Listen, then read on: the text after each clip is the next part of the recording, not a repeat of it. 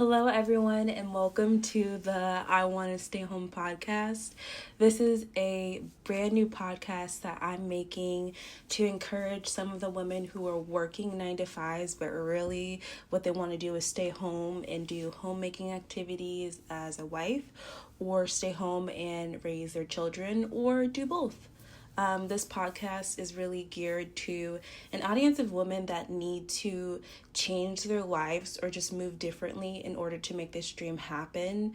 So if going from 2 incomes to 1 income isn't a big deal for you, then this podcast honestly might not be for you.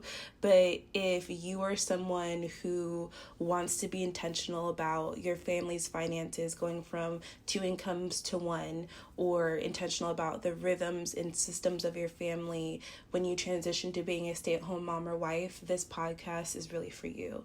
So I just encourage you to journey along with me, someone who is actively making daily decisions to prepare herself financially, physically, spiritually to be a stay-at-home mom and wife. And I definitely don't have all the answers. I don't have like some crystal ball that will tell you everything you need to do in order to be the perfect stay-at-home mom or wife. I don't.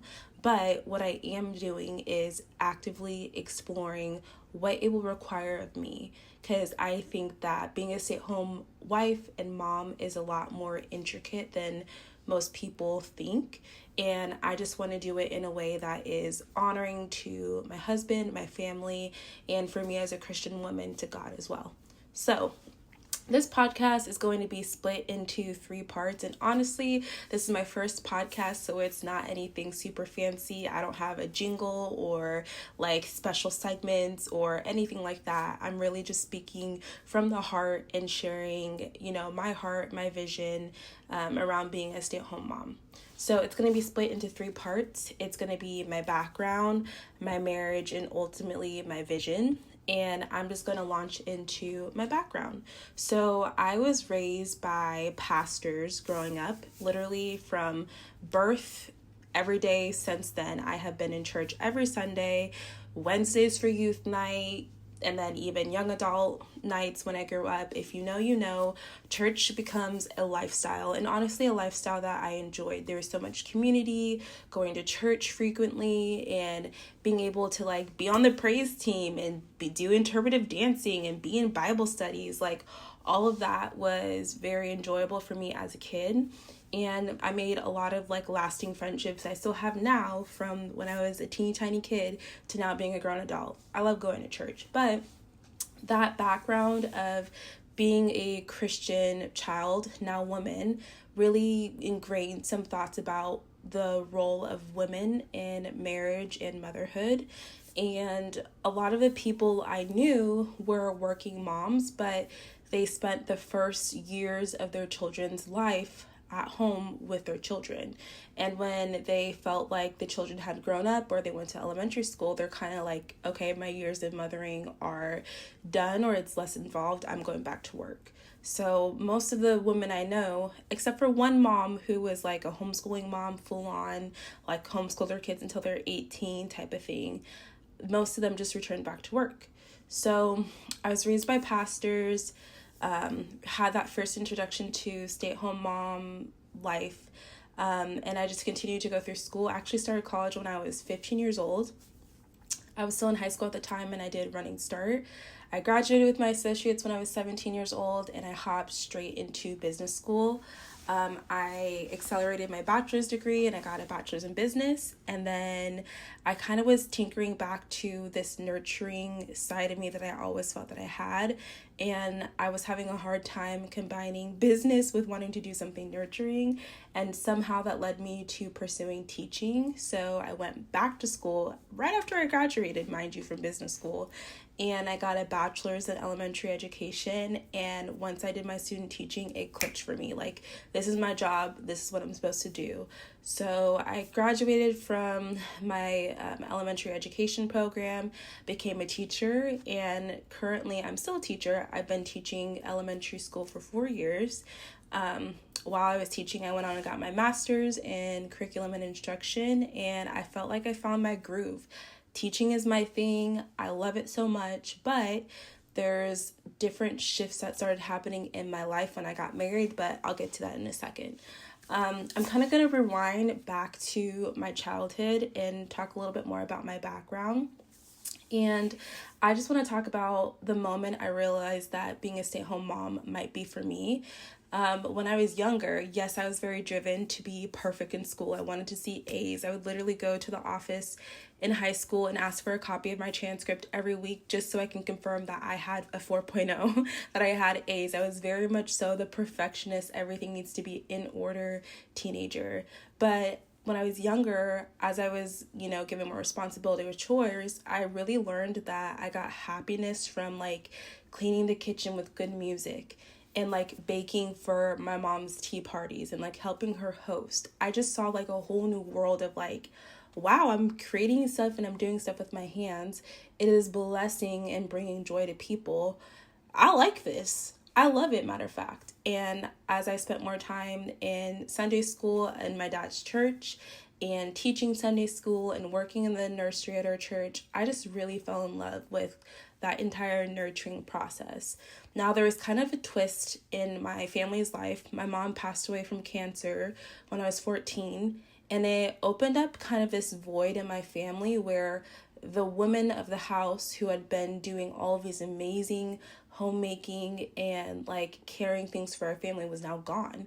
And me, being the only girl in the home at the time, started taking over a lot of her duties that were kind of just left hanging open in the air.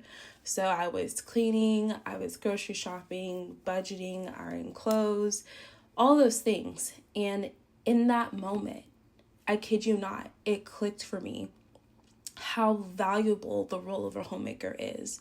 And I knew that one day I wanted to fulfill this role, but I still had like a drive to do something like meaningful outside of just my family, if that makes sense. Like I was really struggling to calibrate those two ideas. And that whole time after my mom had passed, when I was doing all of these homemaking things, I just started really like learning through YouTube what a stay-at-home mom really does, what mothers actually do who are not going out of the home and working a 9-to-5. And I came across this whole like community of like day in the life of stay-at-home moms and day in the life of stay-at-home moms homesteaders and day in the life of a stay-at-home mom who specializes in baking sourdough and deep cleaning and literally all of these things. They started to like form this complete idea in my life that like, oh, I could be a homemaker. So from like what age was I? Probably 17 is when I started, making my own garden out of raised beds, and my specialty is growing zucchini. I grow the best zucchini ever and just in like experimenting with growing different crops, and then that led me to experimenting with canning and wondering what a life would be like if I never had to go to the grocery store. And I kind of just took off with gardening as being a huge thing, and secondarily baking, learning how to make nice, like hearty baked goods that you can bring to people for any occasion, deep cleaning. And I'm not just talking about like you move things around till your house looks tidy, but like you lift things up and you run your finger across it and it's clean. That type of deep cleaning, I got really invested in that. So that's my background, and now I'm just moving on to my marriage. So this is what I'm bringing into my marriage. Fast forward multiple years, and I meet my wonderful husband. Thank God he brought me this man. We date, we get married, and like it's the best thing ever to marry a good man, but then it's even better when every day his actions confirm that he is in fact just as amazing as you thought. Like that is my husband. And we got married March 2025, so that's this year, a few months back, and I started having this weird feeling where my motivation to work outside of the home like totally decreased. And after I graduated from college, like I said, I wanted to teach elementary school, and I'm on summer break right now and I'm really enjoying it, but I still have this like tinkering in my heart where it's like I want to work from home. I get more satisfaction out of cooking a healthy meal for my husband and packing a lunch that I know he's going to be excited about during the middle of a really hard work day, or visiting with my great grandmother and scribing her letters. Like, I get more satisfaction out of that than waking up and going straight into hustle mode. And if you know anything about being a teacher, it is hard to turn off hustle mode as a teacher. I spent hours on hours past contract working, literally being in the building and the custodian being like, girl, you need to go home. It is 11 p.m. And then I would show up the next morning as soon as the morning custodian got there at like 6 a.m., making centers, making activities to engage my students, just perfecting and planning everything. I was that teacher. I needed to decorate the door for every season. Like, I just had so much drive and motivation, and it was almost, I'm going to be honest, it was really scary when I got married, and that drive, for some reason, like, woof, just poofed away. And it transitioned to like this more gentle drive, like a gentle productivity rather than just striving. Because another one of the reasons why I got so many degrees is when you're a teacher, the more degrees you have, the more you get paid. The more years of experience you have, the more you get paid. And I pictured like, I'm at the top of the pay scale. I'm at master's plus 90. Like, I can't go any higher with my degrees. It's just years and years of working from here on out. And I'm going to make over 6 figures because I was in a high paying state. And it's going to be great. Like, I'm going to be able to buy my Range Rover. I'm going to be able to buy all the Lululemon that I want. I'm going to have my hair done, nails done, lashes done, spa treatments. Like, literally, that was my financial vision. I'm going to buy the house I want to buy. It's going to have beautiful marble countertops, beautiful flooring, like everything up to date. Like, this is my dream. This is what I was working towards. And then I got married and I was like, you know what? I want a content soul. I want relationship with God. Because when you get married, it tests you emotionally. It tests you in your communication styles. It tests your selfishness. And having that be refined in marriage definitely shifted my vision of where I was going with my life. So like when I started to have this lull in motivation, immediately I told myself, like, girl, you just need to get back into grinding mode. Like, you need to figure out another degree, another challenge. You're not really like shifting your vision. You just need something new. So I started applying to go back to school to be a school counselor, because before, in the past, whenever I felt like I needed something new, I just go back and get another degree. Like, my husband teases me all the time because I have our degrees hung up in our office, and he's like, dang, you're collecting degrees, like they're free. Like, he just makes so much fun of me because I just go back, get another degree, and now we're in a little competition where he feels like he's trying to get as many degrees and certifications as me so he can hang it up on the wall. It's actually really funny, but I thought that was my solution. But then being a school counselor didn't really fit for me. I was trying to think of something where I could still work and make money, but it wouldn't be as taxing as a teacher. Like, I wouldn't have to bring home as much work.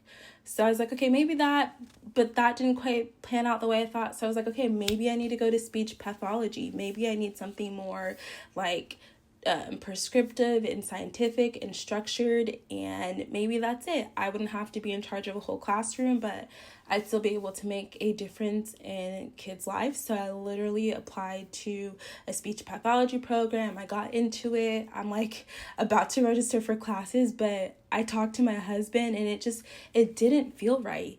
And honestly, it took a while for me to admit to myself and to my husband that I wanted to work from home and in the home and serve him and our family in that way.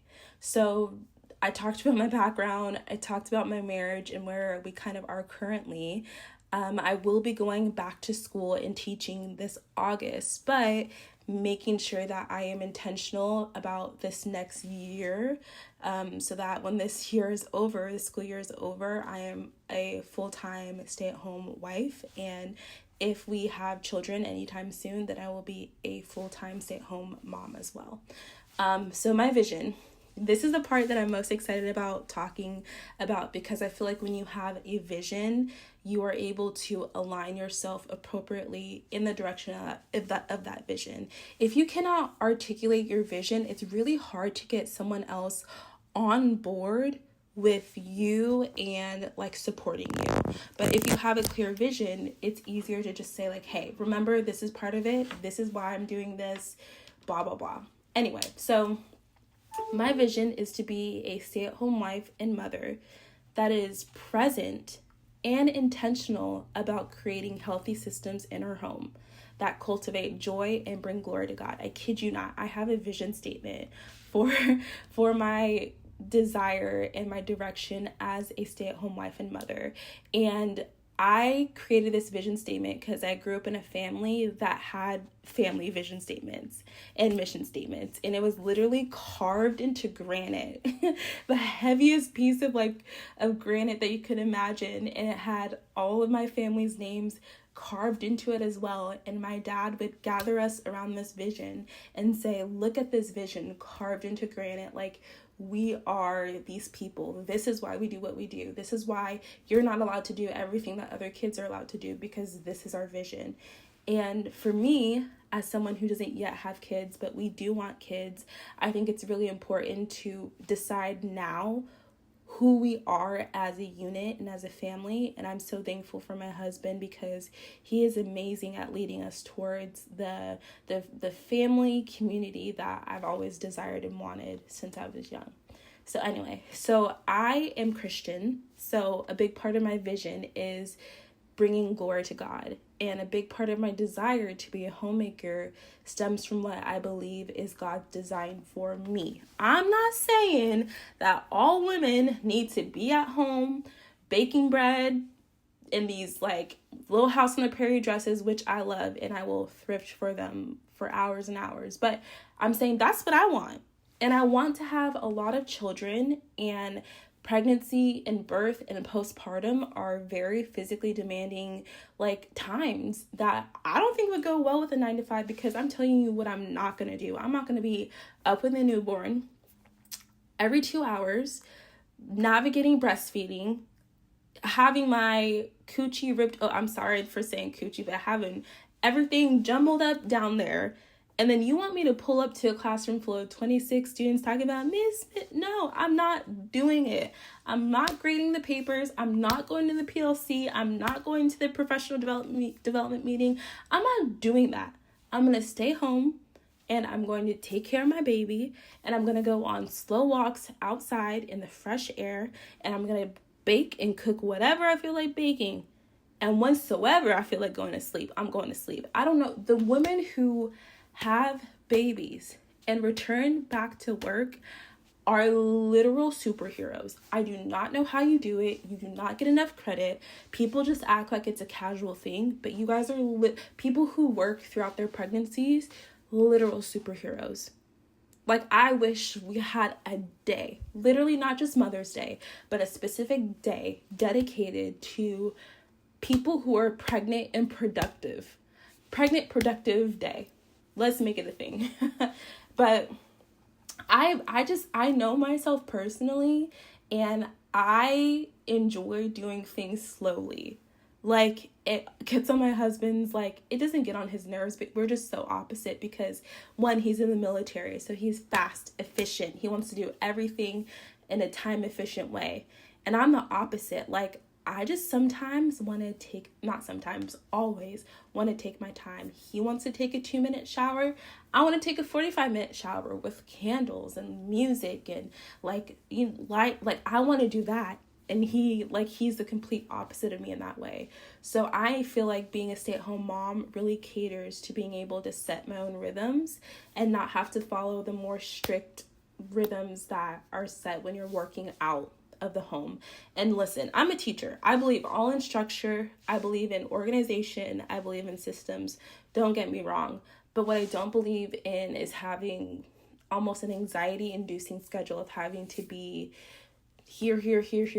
That doesn't work for me. For my husband, he thrives, and he is one of the most consistent, committed, motivated people that I know. Me personally, not having it. But back to my vision. In my vision, this would practically look like rising early to do my devotional and morning chores. I'd love to have a garden to tend to. Right now where we live in a 3-story townhouse. 3-story townhouse, and we have this beautiful patio space, but there's not a whole lot of green space that we own. So I've been really almost pent up, needing to get my hands in the soil and grow something, especially since the weather here where we got stationed is just amazing. I know that my zucchini would grow beautifully, my kale would grow amazingly. I just want to garden. So I also want to be baking a lot of bread. I'm trying to get my hands on a good sourdough starter and start that process. I also want chickens to feed. I don't know if I will have any other farm animals. The first thing that comes to my mind is chickens. I didn't grow up with pets. My mom grew up on a farm and my dad grew up in the country of South Carolina. So they're more used to being around animals and slaughtering animals. My husband will be slaughtering all of our chickens. I will pick up the eggs. I will clean the eggs. And that's my role when it comes to animals. And I also want to make my husband and my kids delicious and creative meals. Also, because I do have a very strong teaching background, I want to homeschool my kids and be heavily involved in a Christian co-op. I have a first-hand glance of what public schools are like now, the behind the scenes of public schools. And I'm not saying all of them are bad, but I'm saying a vast majority of public schools are not places where I would want to send my kids. And I say this as a teacher who cares, as a teacher who talks to kids with respect, as a teacher who holds kids accountable. I will still say, even when I am at my best, even when I see other teachers at their best, I still would not want to put my kids in that environment, because the behaviors that are happening, the things that are happening that most parents don't know about, my God, if only some parents knew. That's all I'm saying. So I will not be sending my kids to public school, and my husband is totally on board with that. I picture my kids being really active in sports and clubs.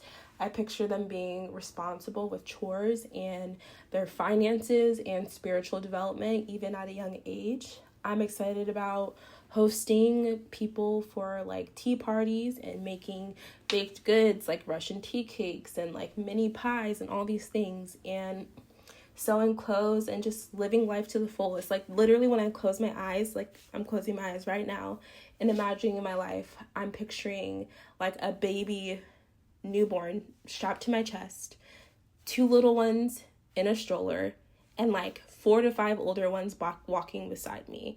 When I was younger, I used to say that I wanted 14 kids, and I would say that I would have 7 and adopt 7.